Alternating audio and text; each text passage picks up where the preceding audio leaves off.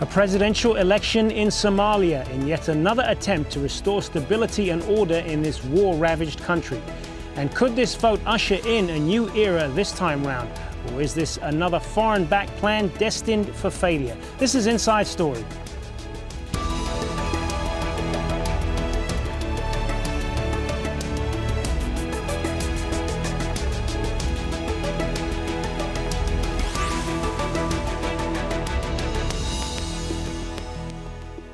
Hello and welcome to the program. I'm Hazem Sika. It is a country that for much of the last 20 years has been the definition of a failed state. Somalia has lacked an effective central government since 1991. Cycles of war have defied countless peace initiatives. Since then, warlords and militia groups have fought each other for control. But now Somalia stands at a crossroads. Its parliament assembled on Monday in the capital Mogadishu to vote for a new president in what the UN has described as a historic moment. From Mogadishu, here's Nazanin Moshiri. This was supposed to be a new beginning for politics in Somalia. The country was getting its first legitimate government since 1991. But this election of a president by parliament has been overshadowed by allegations of vote buying and corruption. Al Jazeera has learned that at least one candidate has offered members of parliament $10,000 for their support. If true, this puts into question the whole political process. Among the MPs voting on Monday, a number of former warlords. Under the terms of the new parliament, they were supposed to be excluded, but they voted at the last minute anyway. It makes me feel very bad, and I look at it as a travesty of justice, where people who are known warlords who have destroyed this city, many lives, and impoverished many people, made many others refugees, to be allowed to come back to the parliament. It's really, really a travesty of justice, but it's a political maneuver. One of the priorities of a new Somalia government will be security. A year ago, the African Union controlled just half of the capital, Mogadishu. Now its forces, backed by Somali soldiers, are making progress all over the country. But as they push forward, they're leaving a dangerous power vacuum behind. A vacuum being filled by armed militias. The new administration will also have to secure food for people. Somalia has made progress since last year's famine, when tens of thousands of people died. But the United Nations says more than 2 million people need aid urgently, and more than 1 million are at risk. But all of this cannot happen if the new president and his government do not have the trust of the people and the international community. Nazanin Moshiri, Inside Story, Mogadishu.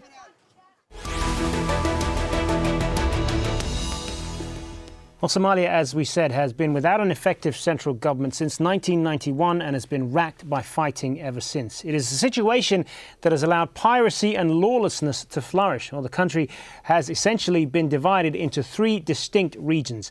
The self-declared Republic of Somaliland, which remains unrecognized by any country or international organization.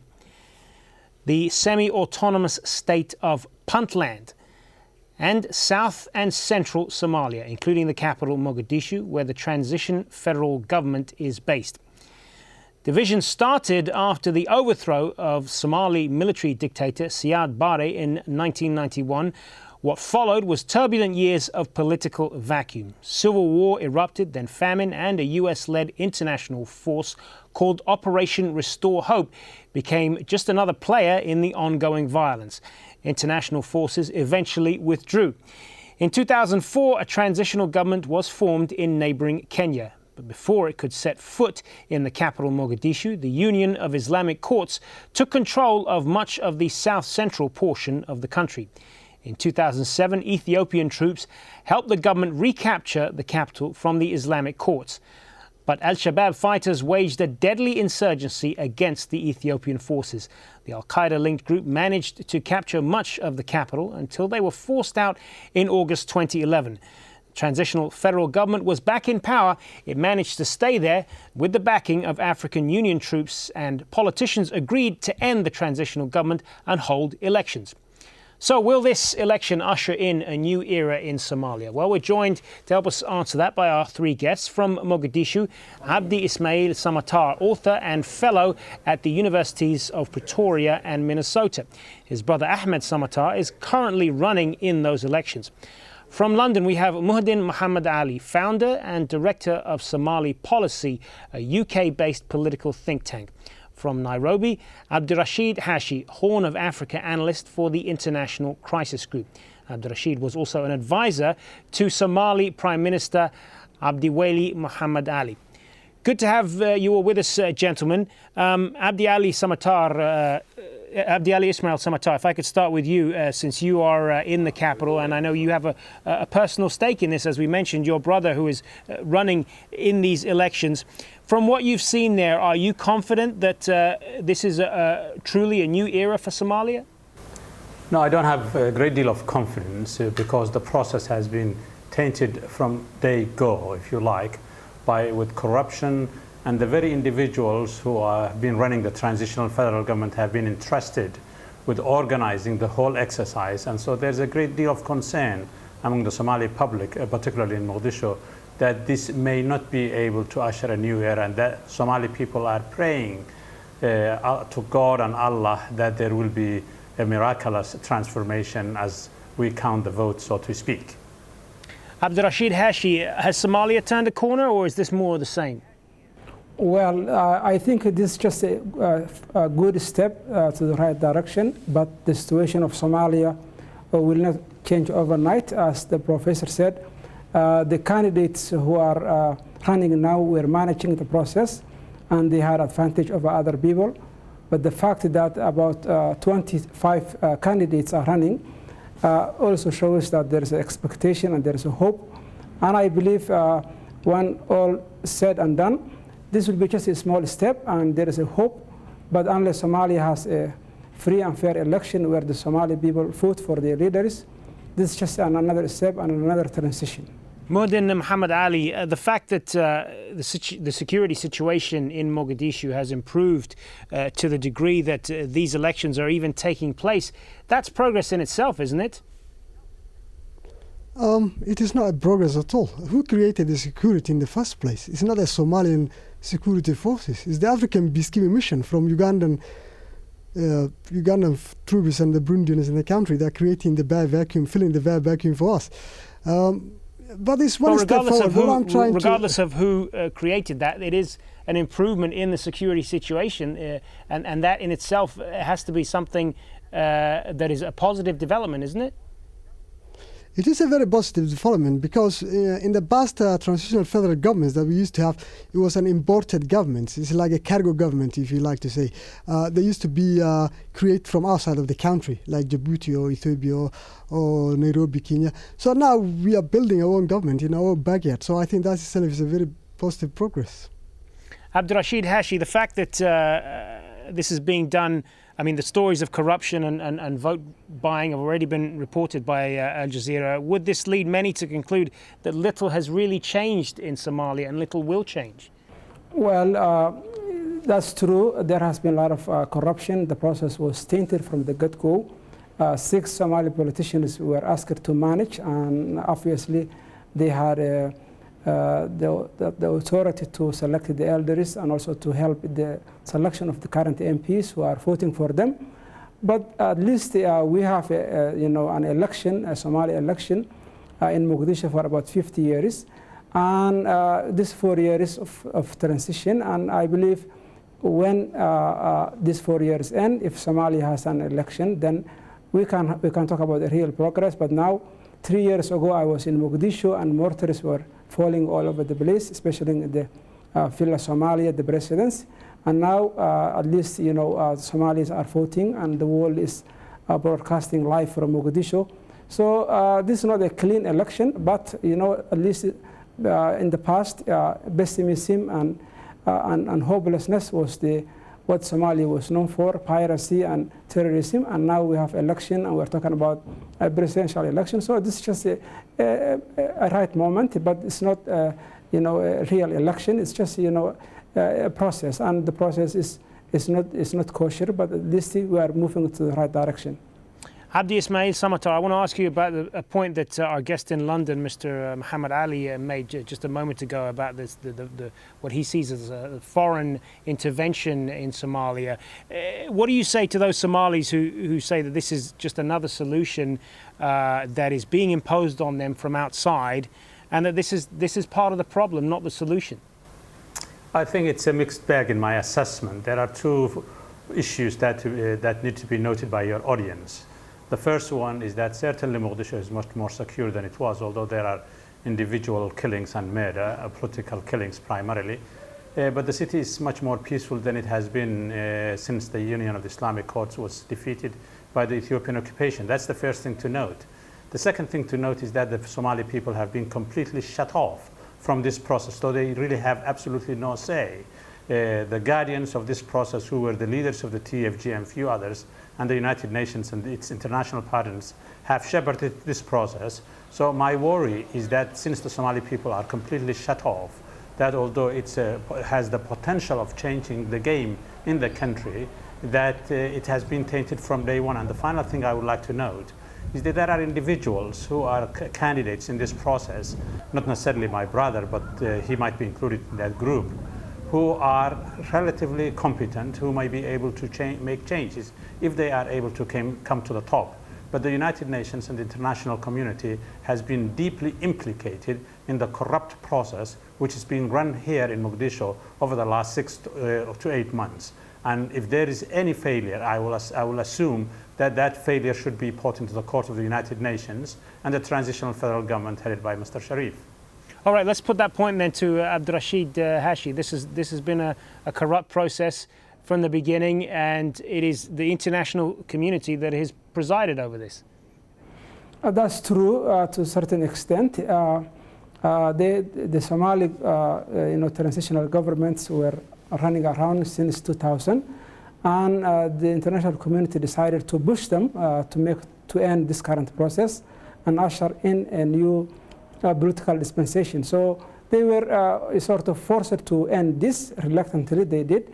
And as politicians, when they were managing the process, they just make sure that the fortunes are on their side. And obviously, as the other guests has mentioned, the process, the other Somalis, the civil society, and others, they didn't have a voice. But the elders were allowed to contribute, although there were some elders who were not genuine elders.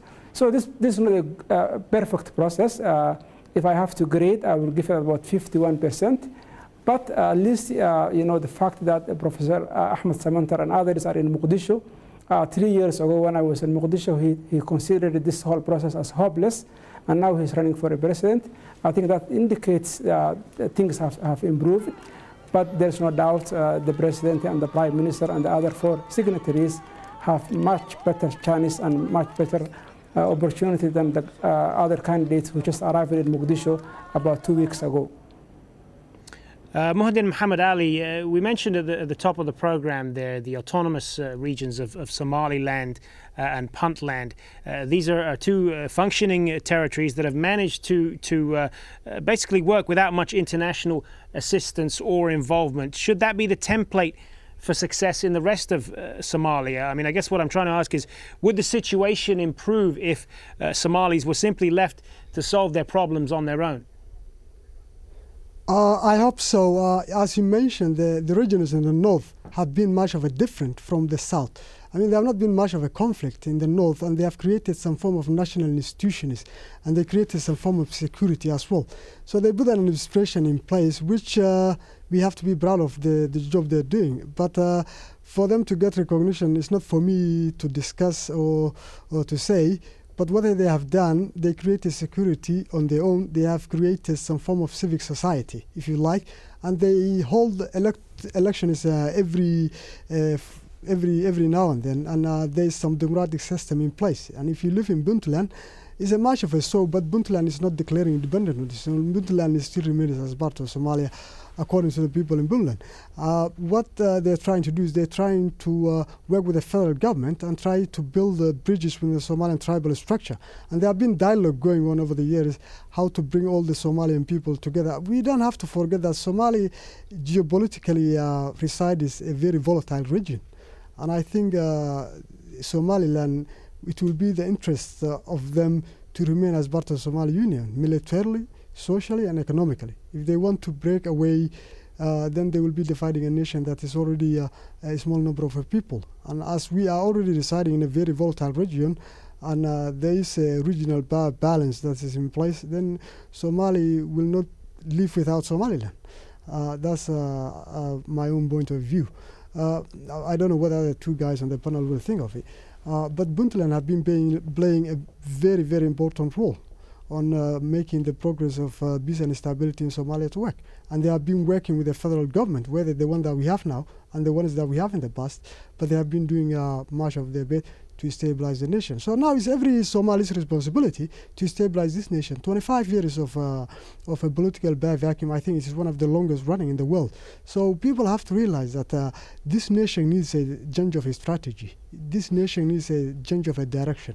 No matter who's in the driving seat, but we have to have a nation that we can call our home. I mean, millions of Somalis are displaced, Hazem, whether they are internally displaced IDBs or whether they're externally displaced. And as we know, the international community, as you mentioned on your program earlier on, 1990, when the civil war started, the U.S. designed Operation Restore Hope to go to Somalia. After they had few runners with the late General Aidid, they withdrew from Somalia, and that created mayhem, creating a lot of famine. And after that, Al-Qaeda already have a feet on Somalia, and they were investing heavily in Somali soil. Al-Qaeda, they're very clever guys. All right. They're not very naive. Let's put this to our other two guests. Abdi Ismail, you mentioned earlier that the lack of confidence that you have in this particular process at the moment. Is this an issue that is best left for Somalis to solve on their own without any international interference, if I could put it that way? I think the ideal circumstances will be one in which Somalis have full control over this process and they have their own institutions. But given that's not the case at present, the question is whether the international community, which has shepherded this process, has the dignity and the decency to help Somalis move progressively in a direction that's civic and democratic in nature. They have not been able to do so, and the corruption process has tainted that. The hope and the glimmer of hope in this process is that if sufficient number of those candidates who are like-minded, who care about their people, who are progressive enough and who are competent enough, are able to come together to take on the corrupt leftover from the so-called transitional federal government. That's where the sort of, if you like, the inkling or the miracle might come out. If those individuals fail to do so, and there's a reproduction of the transitional federal government, then my worry is that the Somali people will be heartbroken. And finally, I think it's important to note that I actually come from the so-called Somaliland, just west of Hargeisa, if you like. The Somali people, whether they come from the extreme northwest of the country, or the extreme south of the country, or the extreme east of the country, they are one and the same. What they are looking for are civic leaders who care about their people, because this is a country that has the same culture, the same language, the same religion, and the same dialects, if you like, more or less across the country. And so what has been failing the Somali people is that stratum of leadership, the president, the prime minister, the parliament, and so on and so forth. But if sufficient number of people who are of decent background, who have integrity, who are not here to loot the public purse, I have absolutely no doubt that the Somali people will come to rally and build a powerful democratic country that's at peace with itself. Abdirashid, Hashi, what's your view on that? Are there enough honest people in Somalia who are able to overcome the endemic corruption in that country? Well, I think the transitional federal government leaders who were in charge of this process, they have contributed where we are today, to be fair to them. If they were not working in Somalia in the last 3 years, we wouldn't have this election now. So to just assume somebody coming from somewhere and coming to Mogadishu will do a better job, That's an assertion. We are not sure if they can tackle the multi-layered problem Somalia has, whether it's disunity, whether it's secessionists in the north, as you said, whether it's the piracy, whether it's Al-Shabaab, whether it's the institutional that has been broken and destroyed. So I think we need to be a bit fair to the people who contributed to where we are now.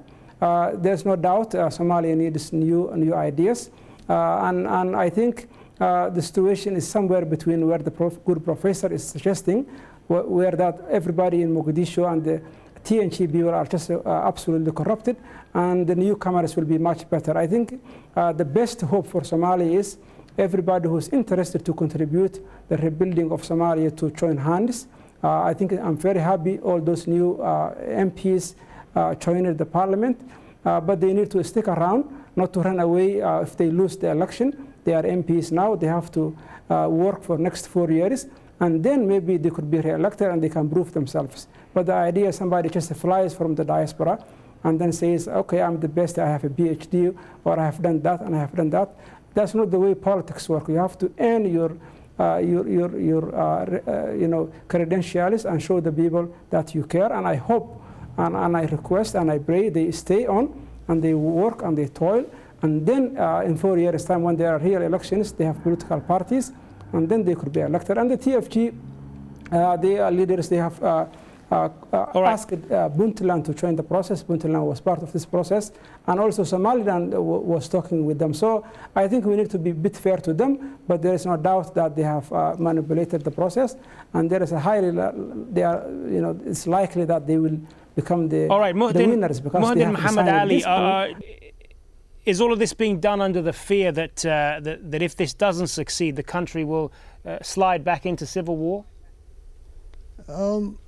I hope it doesn't happen. I pray to Allah that doesn't happen. But what I do believe that Somalians do like to have a functioning government in place, and they do like to have a country on their own. But I'm not a conspiracy theorist. But one thing that I do realize recently is that all these problems that exist in Somalia from 1977 war with Ethiopia, we have become a proxy playground. We are doing somebody else's job. I mean, we have nothing to do with Ethiopia. We never had any border dispute. We are defending the Nile River. For who? Not for Somali. So Nile doesn't pass through Somalia. So one thing I have to realize is that there are countries who pay up the death and the destruction of Somalia as a people and as a nation. There are countries who benefit from the civil war of Somalia. There are countries who become prime beneficiaries of the war of Somalia. I mean, they pretend in one hand helping the Somali nation to rebuild itself. On the other hand, they're arming the groups that are fighting inside Somalia. Let me tell you something. A few years ago, when the new Islamic cause were fighting inside Somalia, there are countries in the region that have been arming Al-Shabaab or other groups to fight against the federal transitional government that legally being put in place by international community. So the question now is, will this country be left alone by its own people to find their own right leaders that are transparent, leaders that reach all the Somali people, no matter who's the leader of Somalia? You know, we have problem with the tribal system in Somalia. Whether the president come from that tribe or that tribe doesn't matter. Now look, Sheikh Sharif come from Johar, I come from Baydhabo. But Sheikh Sharif does not make an express train from Johar to Karan in Mogadishu. He's just helping other Somalis. I mean, everybody cares for nobody cares for his tribe. Tribal system in Somalia is not working today. So you elect the president that will bring peace, prosperity and progress for Somali people politically, economically and socially. All right, let's talk a little bit, just in the couple of minutes that we have, about further into the future beyond these elections. I want to put this to you, Abdi Ismail. This isn't just about one election, is it? I mean, what is the long-term plan here? When will African troops withdraw from Somalia, for example? The issue of what to do about Al-Shabaab, which is still active in much of the southern part of the country, is another issue. Where does Somalia go from here? I think, first of all, there is no term limits on how long the African Union forces are going to stay, because the Somalis had no say whatsoever whether there is an end game to the African Union force, despite the good job that they have done over the last year. And I emphasize the last year. But I want to say a couple of things. The roadmap that looks forward from here has to be seriously engaged by the Somali public. And the pressure has to come from the Somali people in an organized, civic manner. If that happens, the first thing to do is to either reject reform or accept the so-called federal transition, which was cooked up elsewhere. If that's somehow cleaned up and then accepted by the Somali people, that's the first thing. And then the last thing I want to say about the questions of corruption and competence. There is no question that training and experience matter a great deal, whether you are here or outside of the country or in Nairobi. What we are looking for are competent leaders who have a record of performance of what they have done with their lives over the last 30, 40, 50 years. Thanks very much to all of our guests. From Mogadishu, Abdi Ismail Samatar; from London, Muhdin Muhammad Ali; and from Nairobi, Abdirashid Hashi. And thank you for joining us on this edition of Inside Story. As always, if you want to send us your feedback, just email your thoughts to us at insidestory@aljazeera.net. The latest news is up next. For all of us here, I'm Hazem Sika. Thanks for watching.